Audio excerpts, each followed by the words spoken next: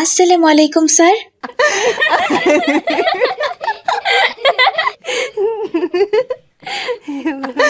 এ কি, ক্লাসের সবাই হাসছে কেন? আমি কি এমন করেছি? আমি তো স্যারকে সালামই দিয়েছি। এই মেয়ে, তুমি কলেজে নতুন ভর্তি হয়েছো নাকি? আর তোমার ড্রেসের এই অবস্থা কেন? আবার দেখছি হিজাব পরে মুখ ঢেকে কলেজে এসেছো, আবার দাঁড়িয়ে আমাকে সালাম দিচ্ছ। আমি কি তোমার কাছে সালাম চেয়েছি? কি বলছেন স্যার? আমি সালাম দিয়ে কি ভুল করলাম?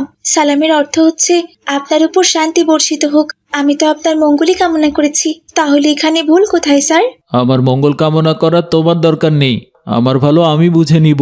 তোমার যেটা কাজ তুমি সেটা করো। আর শোনো, কাল থেকে এমন পোশাক পরে আর কলেজে আসবে না, মডার্ন ড্রেস পরে আসবে, ঠিক আছে? স্যারের এমন কথা শুনে রাদিয়ার মন খুব খারাপ হয়ে গেল আর সে বসে পড়ল। স্যার ক্লাস শেষ করে সেখান থেকে চলে গেল। স্যার চলে যাওয়ার পর